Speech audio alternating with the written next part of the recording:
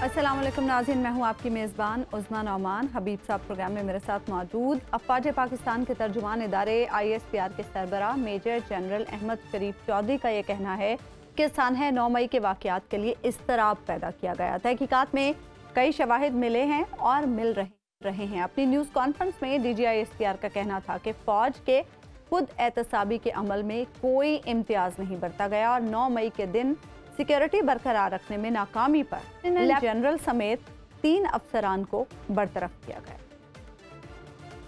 ने खुद एहतसाबी अमल के मरहले को मुकम्मल कर लिया है। 9 मई को जो पुरतशद्दद वाक़यात हुए उस पर 2 इदारा जाती जामे इंक्वायरीज की गई। एक मुफस्सल और डेलिब्रेट एहतसाबी अमल के बाद इन कोर्ट ऑफ इंक्वायरीज की सिफारिशात को मद्देनजर रखते हुए ये फैसला किया गया कि जो मुतल्लिका ज़िम्मेदारान गैरजन्स, फौजी तनसीबात, GHQ और जिन्ना हाउस की सिक्योरिटी और तकद्दुस को बरकरार रखने में नाकाम हुए, उन ज़िम्मेदारान के खिलाफ तादीबी कार्रवाई अमल में लाई गई हैं। 3 अफसरान बाशमूल एक लेफ्टिनेंट जनरल के ओहदे के अफसर को नौकरी से बर्खास्त कर दिया गया है। 15 अफसरान बाशमूल 3 मेजर जनरल्स और 7 ब्रिगेडियर्स के ओहदे के अफसरान के खिलाफ सख्त तादीबी कार्रवाई मुकम्मल की जा चुकी है।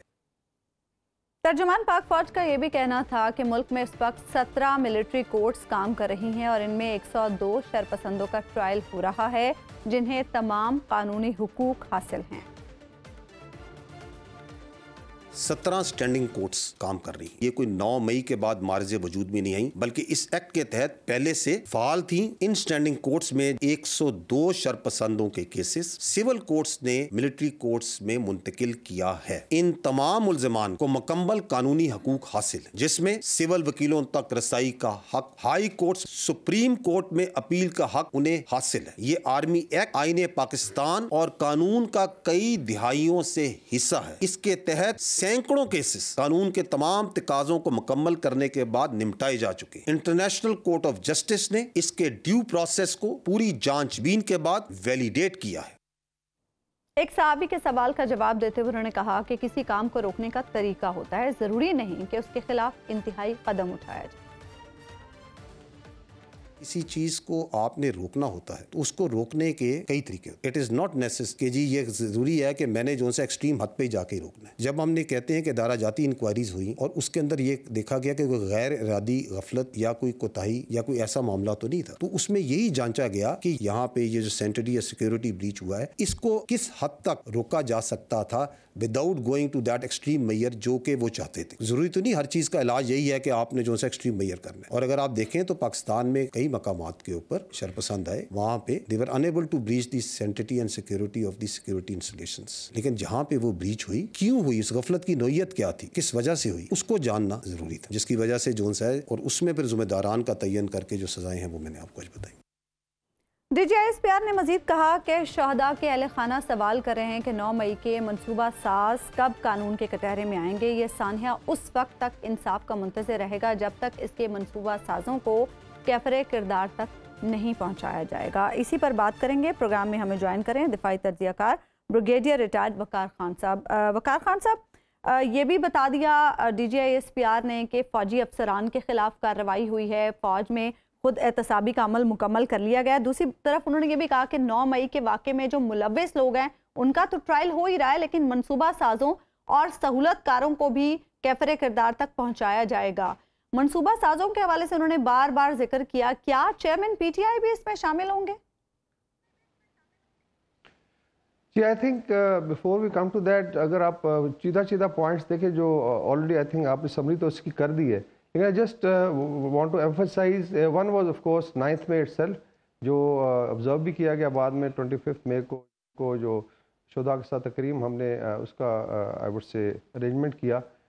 उसके अंदर जो है इंटरनल अकाउंटेबिलिटी की बड़ा क्लियरली बात की गई कि इररिस्पेक्टिव ऑफ के कोई सीनियर रैंक है, बल्कि उन्होंने कहा कि जितना ज़्यादा सीनियर रैंक होगा उसकी ज़िम्मेदारी भी उतनी बनती है। तो that's why accountability had started from top to bottom. फिर जो है शोधा के आपने देखा कुछ स्टेटमेंट्स हैं फैमिलीज के दिखाए गए। वकार साहब वो तो बात ठीक है, ये बात ठीक है, आपने बिल्कुल आपने जो समरी बयान फरमाई थी वो मैंने पहले भी सुनी थी।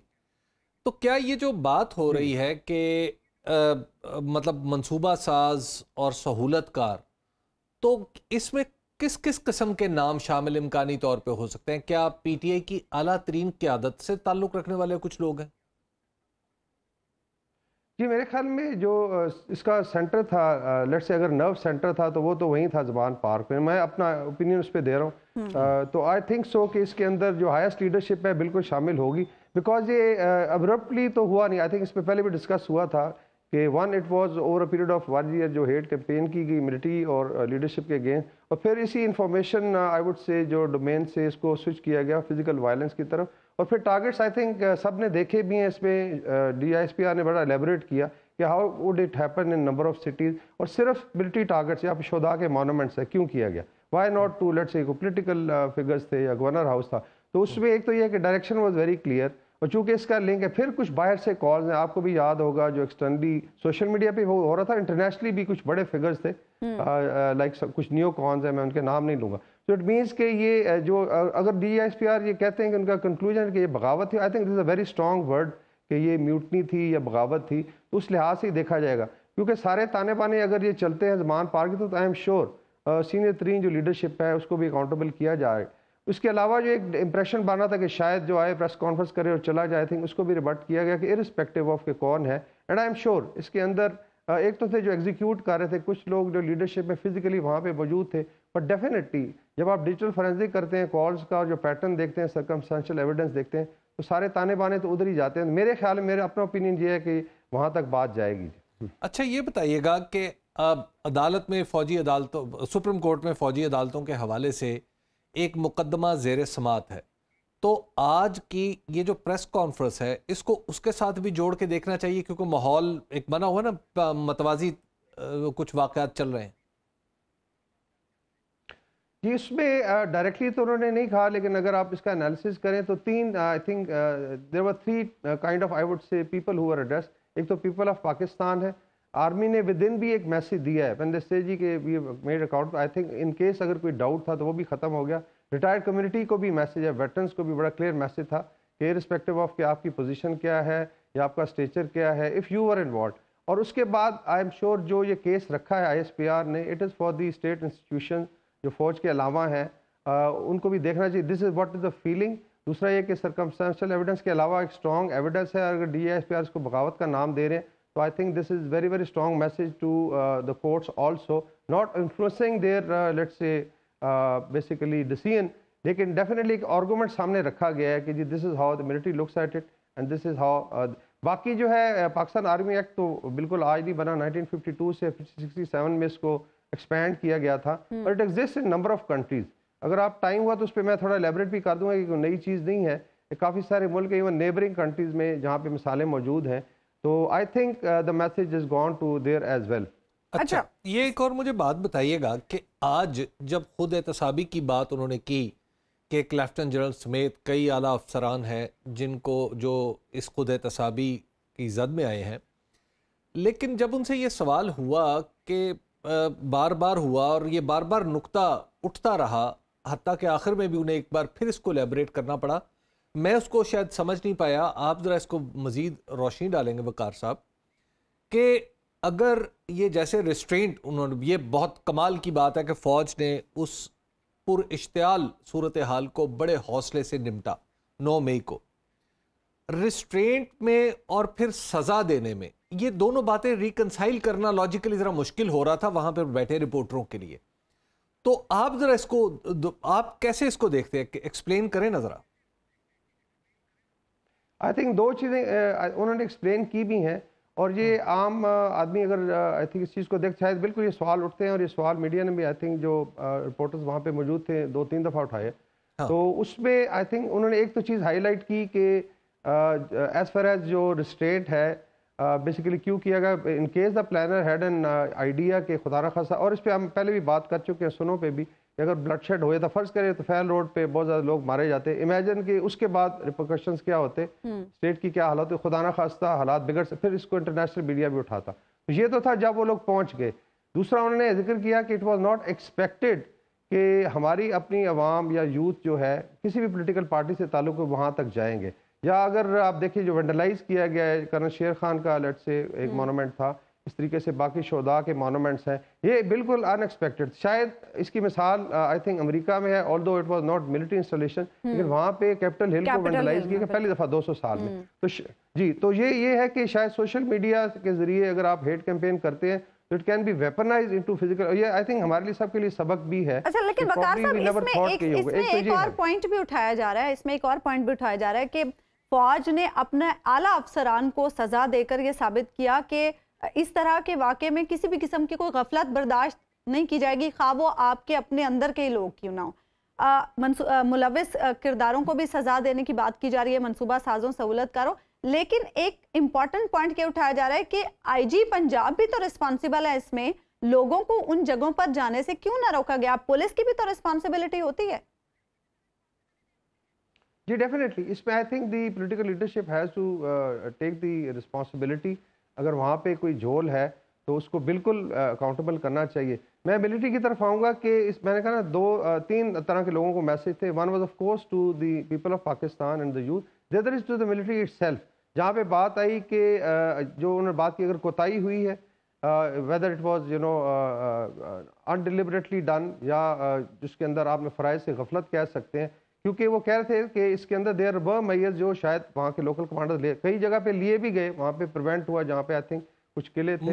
مثلا آپ تو فوجی ہیں، آپ بتائیے گا کہ وہ کون سے میجرز تھے جو لیے جا سکتے تھے کہ شارٹ آف جو فائرنگ نہ ہوتی، گولیاں نہ چلتی، لیکن اس کے علاوہ میجرز لیے جا سکتے تھے اور پھر جن کی جو ان اصحاب نے نہیں لیے، جن کو سزا ملی؟ آئی تھنک اگر آپ شروع کریں جو پیرامیٹر ہے نا، لیٹس سے لاہور گیزن کی مثال لیتے ہیں. جی صاف ظاہر ہے اگر موب چلتا ہے، ایک صرف یہ تھا کہ لاہور میں ایک چیلنج ضرور تھا کہ ود ان لاہور گیزن آپ نے دیکھا ہے کنٹونمنٹ بڑا مکس ہے، آپ تو وہاں رہتے ہیں، تو اس میں کافی آئی وڈ سے کہ 70% آبادی سویلین کی ہے، تو شاید اندر سے بھی لوگ تھے. لیکن اینی کیس موب جو ہے لیٹس سے اگر لبرٹی چوک سے شروع ہوتا ہے تو دیر از اے کلیئر پیٹرن کہ یہ موو کر رہے ہیں. So there are layers of defence جو آپ اریکٹ کر سکتے تھے in coordination with police. And there were, I think, there could have been, although فوج is not trained کہ آپ ڈنڈے let's say لے کے اور سامنے سے ان کو مارنا شروع کر دیں، بٹ کچھ وارننگ دی جا سکتی تھی. پھر اسی طریقے سے when they were getting closer to let's say Jinnah house, تو وہاں پہ کچھ اس طریقے سے مینیج کیا جاتا فزیکلی کہ وداؤٹ فائرنگ شاٹس ان کو کوئی کوشچن کیا جاتا. لیکن میرا خیال جو موب کی تعداد تھی اسپیشلی لاہور میں، اٹ واز انپریسیڈنٹڈ، اور وہ ہر ایک چیز کو آلموسٹ پش کر کے اور رینسر کر کے چل رہے تھے. تو شاید روکنے کی کوئی کوشش تو یہاں پہ نہیں ہوئی، یعنی پولیس جو پہلا بیریکیڈ بنا سکتی تھی یا دوسرا اور تیسرا، بلکہ کینٹ تک پہنچنے میں تو بہت سارا کام پولیس نے کرنا تھا، وہ نہیں ہوا. پھر کیا یہ جو لوگ جن کو نوکری سے ہٹایا گیا ہے یا کچھ اور تعدیبی کارروائی جن کے خلاف کی گئی ہے، کیا ان میں ملٹری پولیس کے لوگ تھے، رینجرز تھے یا کیا تھے؟ آپ کو تو اس کا زیادہ علم ہوگا.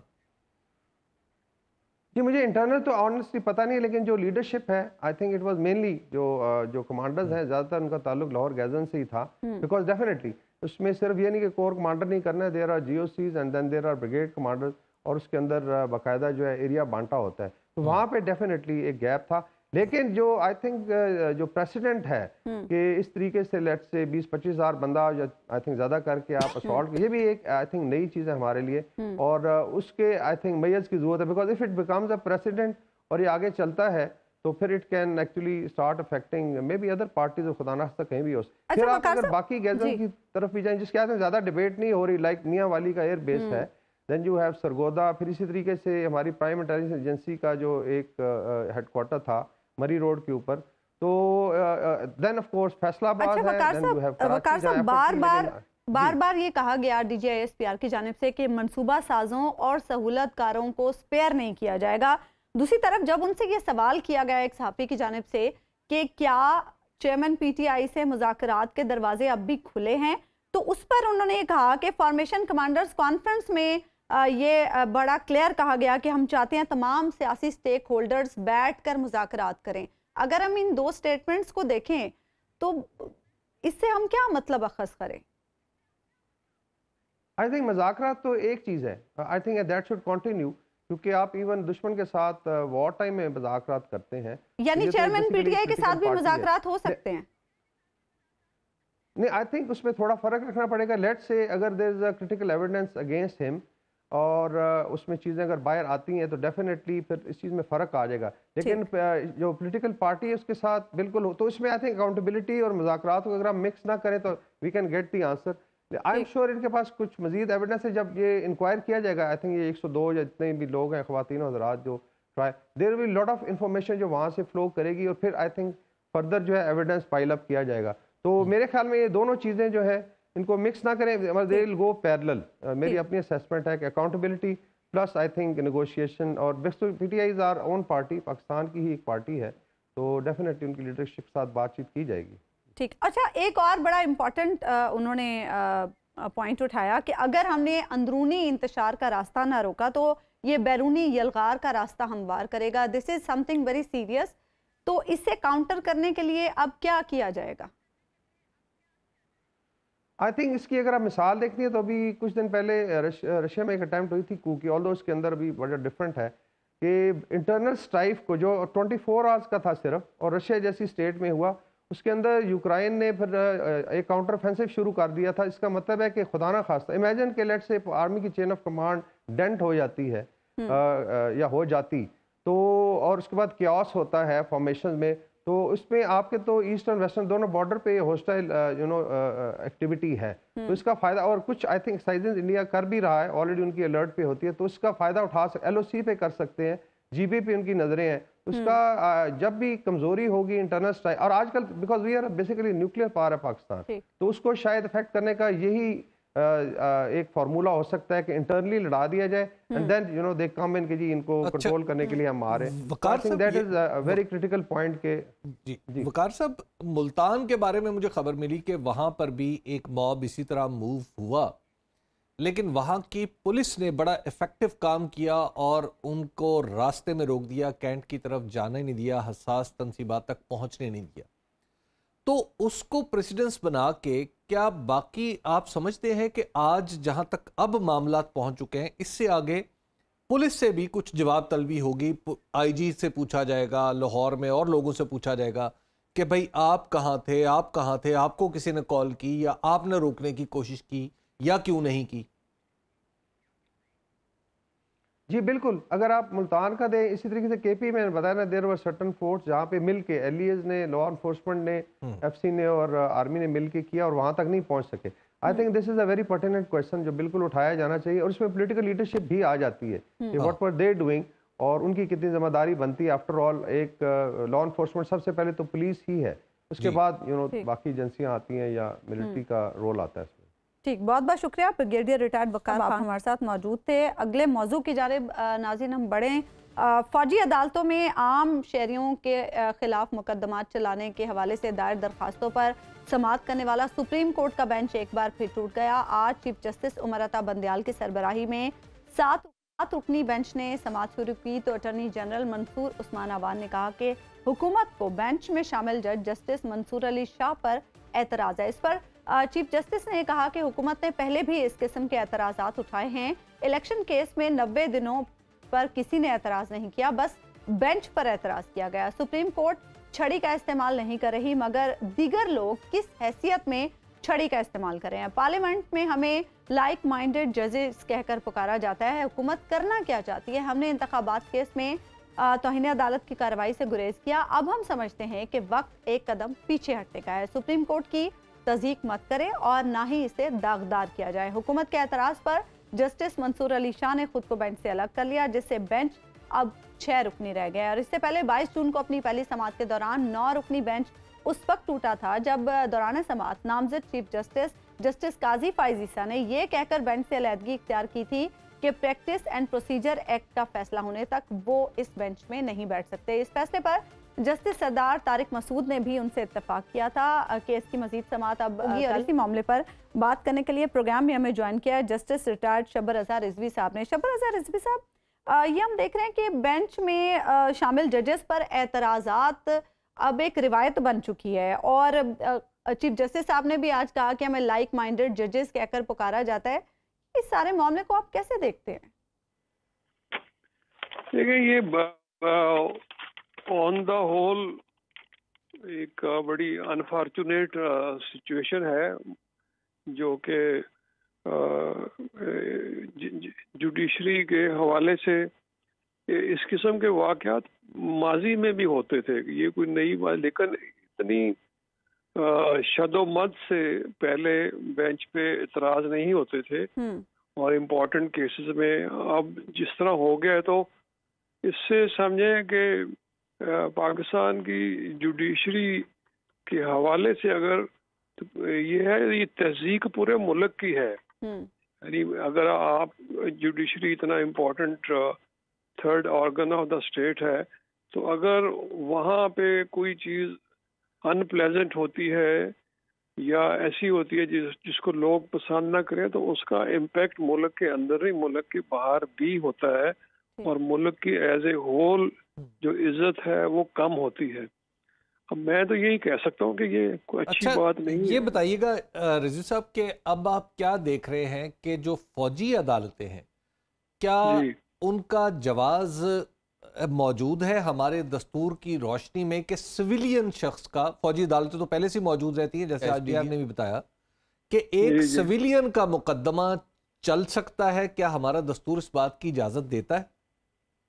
اس میں ویب صاحب ایک بڑا لحاظ سے یہ انٹرسٹنگ سچویشن ہے۔ آپ دیکھیں کہ جو ہمارا موجودہ کانسٹیٹیوشن ہے اس کا ایک بیک گراؤنڈ ہے۔ زیڈ اے بھٹو صاحب اس وقت لیڈ کر رہے تھے اپنی پارٹی کو، جن کی زمانے میں یہ کانسٹیٹیوشن بنا 1973۔ اس سے پہلے دیکھیں کہ کئی ماشاء اللہ دور گزر چکے تھے جن میں بھٹو صاحب ڈائریکٹلی یا انڈائریکٹلی ان کو ان معاملات کا پتہ تھا۔ اس لیے موجودہ کانسٹیٹیوشن میں جب موجودہ کانسٹیٹیوشن سے پہلے انہوں نے جب 1972 کا انٹرم کانسٹیٹیوشن دیا اور موجودہ کانسٹیٹیوشن کے سیلینٹ فیچرز بتائے، تو انہوں نے کہا کہ جو ہمارا ایکسپیرینس ہے ملٹری اور ڈکٹیٹوریل گورنمنٹس کا، اس سے ہم نے سیکھ کے ہم نیا کانسٹیٹیوشن بنا رہے ہیں، اور اگر ہم سیاستدان پرانی غلطیوں کو نہ دہرائیں اور ایک دوسرے کے ساتھ بیہیو کریں تو انشاءاللہ یہاں پہ جمہوریت جو ہے وہ پراسپر کرے گی اور پرانا زمانہ بھول جائیں گے۔ یہ انہوں نے کنڈیشن رکھی۔ اب اس کے بعد نئی چیز ہے کہ پہلی دفعہ ایک چیپٹر اس کانسٹیٹیوشن میں آیا جس میں آرٹیکل 243 244 245 دیے گئے۔ اس طرح سے کوئی چیپٹر پہلے کانسٹیٹیوشن میں نہیں تھا۔ اسی طرح آرٹیکل 237 اور آرٹیکل 6 کو بھی کیا، یہ بھی اپنی نوعیت کے پہلے آرٹیکل سے جو پہلے کانسٹیٹیوشن میں نہیں تھے۔ یہ اس بیک گراؤنڈ کی وجہ سے تھا جو کہ ملٹری کورٹس اور ملٹری رجیم سے ہم گزر چکے تھے۔ لیکن اب آرٹیکل 245 جیسے آپ بات کر رہے ہیں، اس میں آپ دیکھیں کہ دو حصے، میرے حساب سے اس میں دو حصے ہیں۔ پہلا حصہ یہ ہے کہ جس میں فیڈرل گورنمنٹ کی ڈائریکشن پہ آرمڈ فورسز کا فنکشن ہے to defend Pakistan against external aggression اور تھریٹ آف وار، اور یعنی ایکسٹرنل اگریشن اور تھریٹ آف وار، صرف یہ کہ اگریشن ہو نہ گئی ہو، اگر اس کا تھریٹ بھی ہو تو اس کو جو بھی میئر لے آرمڈ فورسز لیں ان کا یہ فنکشن ہے۔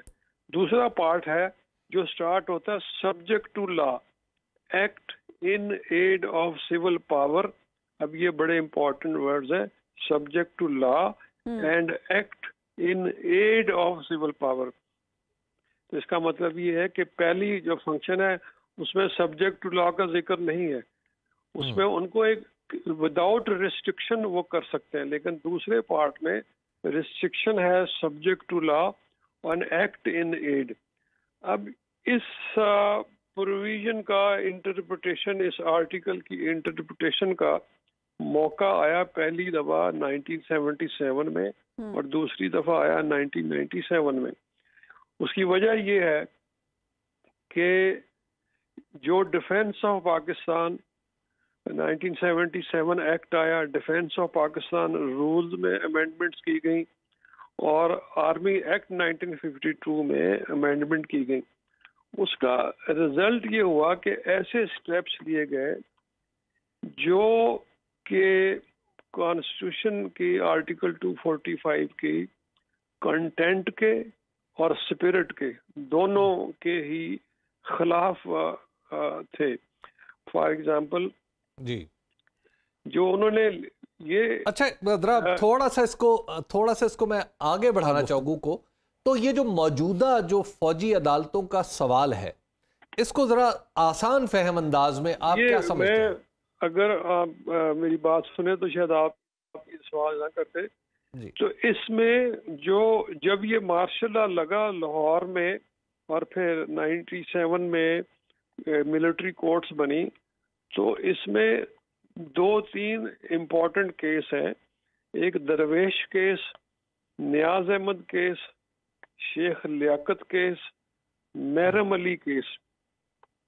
इनमें उन्होंने कहा कि ये जो in aid of civil power का मतलब ये है कि जब आर्म फोर्सेस को इस्तेमाल किया जाएगा 245 के तहत, तो वो जो एग्जिस्टिंग सिस्टम है जिसमें सिविलियन गवर्नमेंट शामिल हैं, उनको सुपरसीड नहीं किया जाएगा, उनको सप्रेस नहीं किया जाएगा, उनको रिप्लेस नहीं किया जाएगा। इन एड का मतलब ये कि वो कोर्ट्स काम करेंगी, पुलिस की मदद के लिए या पुलिस को सपोर्ट करने के लिए पुलिस ड्यूटीज आर्म फोर्सेस करेंगी, और लेकिन कोर्ट्स को नहीं छोड़ेंगी। कोर्ट्स के सामने जब मुल्ज़मान को लाया जाएगा तो वो कोर्ट्स ही उनको डील करेंगी, यानी सिविल आम अदालतें ही उनको यानी डील आप करेंगी। ये कह रहे हैं कि किसी भी सूरत में हालात खा कैसे ही हों, सिविलियंस का ट्रायल नहीं हो सकता मिलिट्री कोर्ट।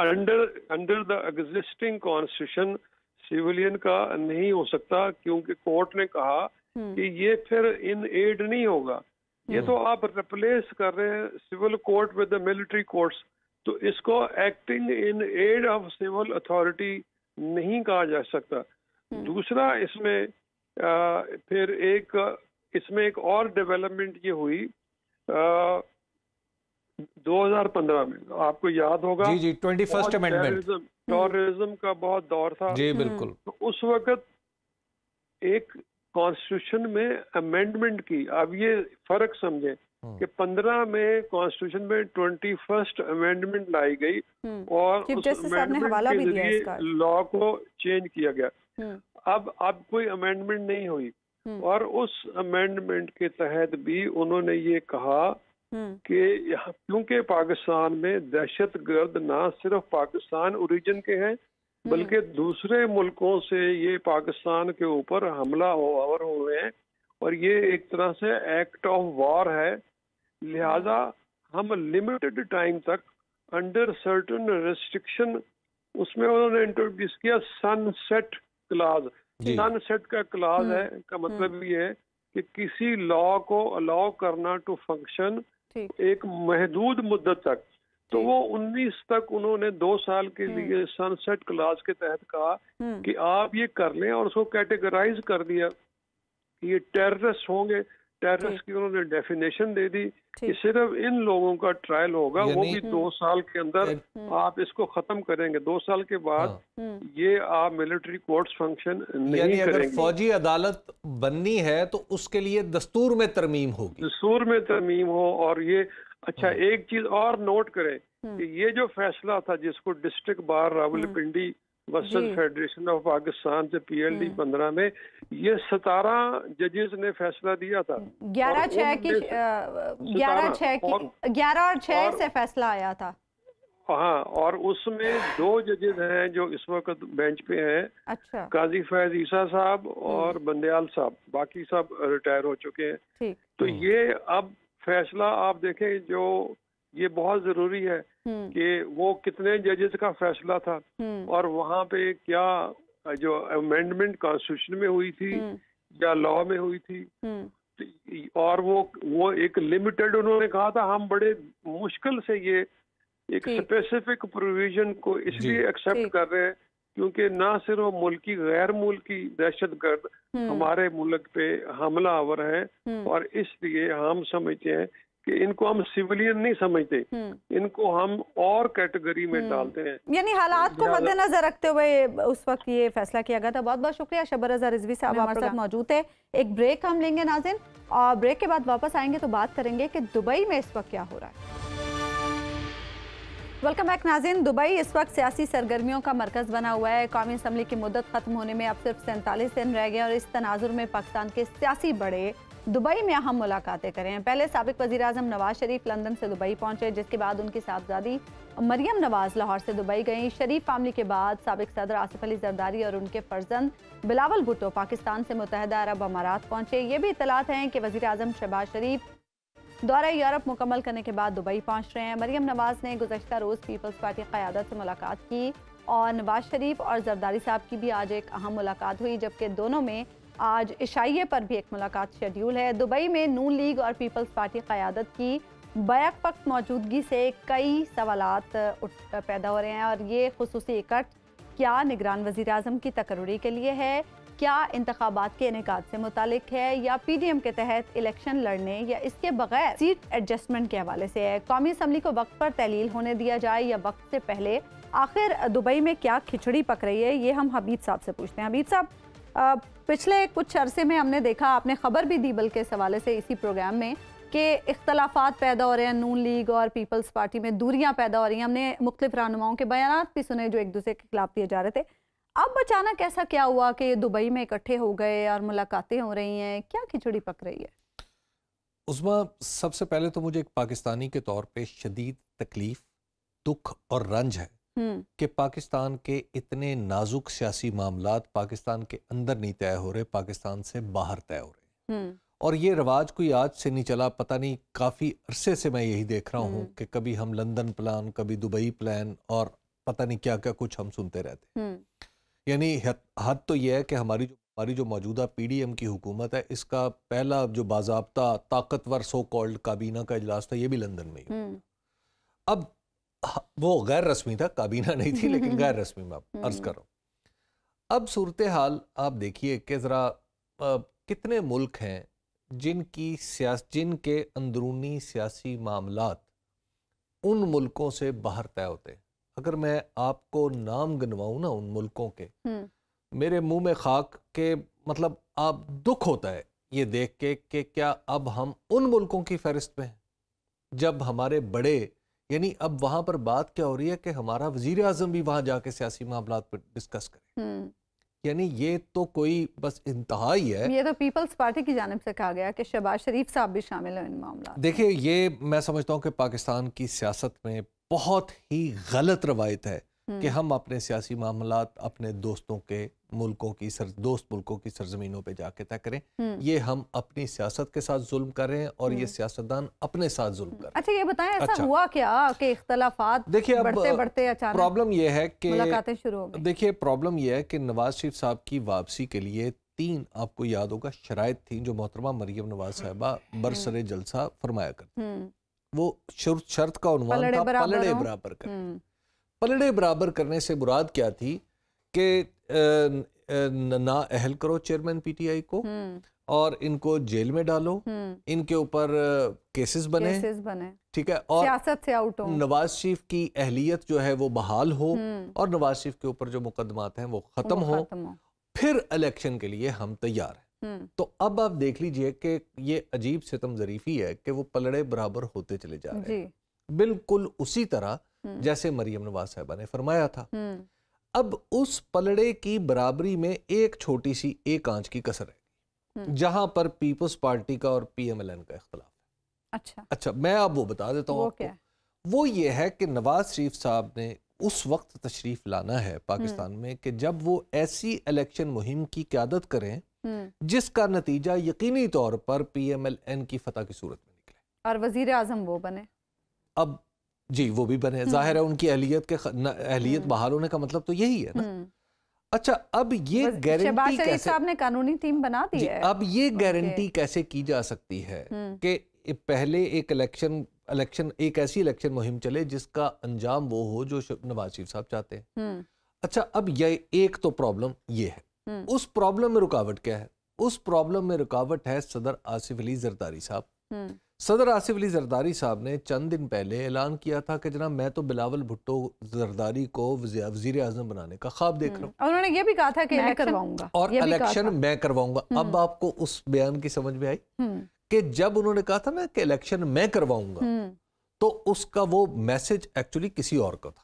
اچھا، اب پی ایم ایل این کے اندر الیکشن کے میسج کسے تھا ابھی آپ کو بتا دیتا ہوں۔ جو میسج تھا اس کی وجہ یہ تھی کہ پی ایم ایل این کے اندر یہ دو ڈیوائیڈڈ چیزیں، اب بھی آج کی تاریخ میں بھی پی ایم ایل این کے اندر اوپینین ڈیوائیڈڈ ہے کہ الیکشن ٹائم پہ ہونا چاہیے نہیں ہونا چاہیے۔ اچھا، یہ آج کے دن بھی ڈیوائیڈڈ ہے۔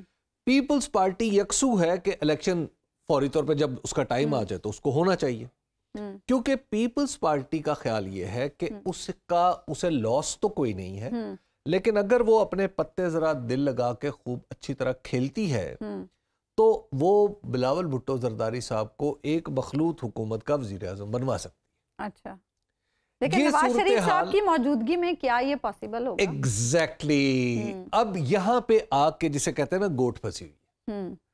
نواز شریف صاحب چاہتے ہیں کہ یہ نہ ہو، اس کے علاوہ کچھ اور ارینجمنٹ ہو جائے۔ اچھا، ہمارے اور پیپلز پارٹی کا جو دوسرا آپشن ہے، مزے کی بات آپ کو بتاؤ، جو پیپلز پارٹی کا سیکنڈ آپشن ہے وہ ہے کہ شہباز شریف صاحب وزیر اعظم ہو جائے۔ اچھا جی، یہ پارلیمنٹ میں بلاول صاحب نے کہا بھی کہ وہ ہمارے بھی وزیر اعظم ہیں، بلکہ مجھے تو لگتا ہے نون لیگ سے زیادہ ہمارے وزیر اعظم ہیں۔ پیپلز پارٹی کا سیکنڈ آپشن جو ہے وہ شہباز شریف صاحب ہے۔ اچھا، اور وہ سمجھ رہے ہیں، جی وہ سمجھ رہے ہیں کہ یہی سیٹ اپ، پیپلز پارٹی یہ سمجھتی ہے کہ یہی سیٹ اپ آگے دہرا دیا جائے اگر آئیڈیلی بلاول بھٹو زرداری صاحب وزیر اعظم بن جائے، اور اگر نہیں بنتے پی ایم ایل این اگر بڑی پارٹی تھوڑی سی بن جاتی ہے 2-4 سیٹوں کے اعتبار سے، تو شہباز شریف صاحب وزارت عظمیٰ کو ریپیٹ کریں۔ This would be very interesting. جی، یہ ہے صورتحال جس پر ڈسکشن جاری ہے۔ اچھا، اس لیے آصف علی زرداری صاحب فرما رہے ہیں کہ جناب شہباز شریف صاحب کو بھی بلائیں ذرا بیچ میں۔ اب اس صورتحال سے نکلنا کیسے؟ اب پی ایم ایل این کے پاس نہ جائے ماندن ہے نہ پائے رفتن ہے۔ جائے ماندن اس لیے نہیں ہے کہ اب اس کو اگر الیکشن کو آگے بڑھانا ہے، ڈیلے کرنا ہے، تو وہ یہ ذمہ داری خود قبول نہیں کرنا چاہتی۔ وہ چاہتی ہے کہ اس ذمہ داری کو شیئر کرے پیپلز پارٹی۔ پیپلز پارٹی یہ ذمہ داری شیئر نہیں کرنا چاہتی۔ پیپلز پارٹی کیوں یہ ذمہ داری شیئر نہیں کرنی چاہتی؟ حبیب صاحب آپ سے پوچھیں گے اس بارے میں۔ بریک لیتے ہیں ناظرین، بریک کے بعد واپس آتے ہیں تو اس میں مزید گفتگو۔ ویلکم بیک ناظرین، دبئی میں اس وقت نون لیگ اور پیپلز پارٹی کی قیادت کی ملاقاتیں اور یہ حبیب صاحب آپ بریک پر جانے سے پہلے بات کر رہے تھے کہ پیپلز پارٹی کیوں یہ ذمہ داری شیئر نہیں کرنا چاہتی جو کہ نون لیگ چاہتی ہے کہ وہ شیئر کرے۔ اچھا، فرض کیجئے کہ الیکشن 6 مہینے بعد ہو یا 1 سال بعد ہو، پیپلز اور یا پہلے ہو جائیں، پیپلز پارٹی کو یقین ہے کہ اس وقت ہماری جو منیمم بیٹ ہے، یعنی سندھ اور قومی اسمبلی میں موجودہ سے کچھ زیادہ نشستیں، وہ تو ہمیں اس الیکشن میں مل رہی ہیں، ٹھیک ہے؟ جو کچھ بھی لوز کرنا ہے وہ تو پی ٹی آئی نے لوز کرنا ہے یا پی ایم ایل این نے لوز کرنا ہے، تو پیپلز پارٹی نے تو امپروو کرنا ہے۔ بالکل، تو اس وجہ سے پیپلز پارٹی کو کوئی پریشانی نہیں ہے کہ وہ کہیں اپنے اس مدت کو آگے بڑھائے، اور پھر پیپلز پارٹی کا بہرحال ڈیموکریٹک جو کریڈینشلز ہیں ان کے کافی اسٹرانگ ہیں as compare to P M L N. تو ایک تو یہ معاملہ ہے کہ وہ کہتے ہیں کہ ہم اس گناہ بلعزت میں کیوں شریک ہوں، جس کا ہمیں نتیجہ نون لیگ میں ڈیوائیڈڈ اوپینین کیوں ہے؟ اچھا، نون لیگ میں ڈیوائیڈڈ اوپینین ہے کہ وہ رزلٹس کی یقین دہانی نہیں مل رہی، کہ وہ رزلٹس کم سے کم 100 ایک میجک نمبر ہے ہماری موجودہ اسمبلی میں، کہ کیا P M L N 100 seats حاصل کر پائے گی، 100 نیشنل اسمبلی کی سیٹ، اور وہ بھی ڈائریکٹ جیت گئے، یعنی 266 اگلی دفعہ 266 پہ الیکشن ہونا ہے، تو اس میں سے 100 سیٹیں کیا پی ایم ایل این جیت پائے گی؟ تو اب اس میجک نمبر کی گارنٹی ان کو نہیں مل رہی۔ کہاں سے نہیں مل رہی؟ دیکھیے، ان کو ظاہر ہے آپ سرویز کروا رہے ہوں گے، بہت ساری چیزیں ہو رہی ہوں گی، آپ جیسے میرے جیسے لوگ جو ہیں وہ سارے کے سارے مائک لے کے پہنچے ہوئے ہیں میدانوں میں، اور پھر سرویس کمپنی ہے وہ آپ کو بتا رہی ہیں کہ جناب 100 سیٹیں تو آپ کو ذرا مشکل ہے، تو اب وہ 100 سیٹوں کا ارینجمنٹ کرنا۔ تیسری بات یہ ہے کہ جو پی ٹی آئی ہے وہ ایک ڈارک ہارس ہے آج کی تاریخ میں بھی، کہ کیونکہ ایک کروٹ اگر پی ٹی آئی حالات کی ایک کروٹ پی ٹی آئی کو اوندھے منہ گرا سکتی ہے تو ایک اور کروٹ اس کو سہارا دے کے کھڑی بھی کر سکتی ہے. بالکل ٹھیک. تو یہ انشور کرنا ہے کہ عمران خان صاحب جو پی ٹی آئی کے سابق چیئرمین، پی ٹی آئی کے جو موجودہ چیئرمین ہے وہ نہ ہے. حبیب صاحب اس کے بعد کلوزنگ ہی بنتی ہے. پروگرام کا وقت ختم ہوا. ناظرین آپ سے ملاقات ہوگی انشاءاللہ کل. اللہ نے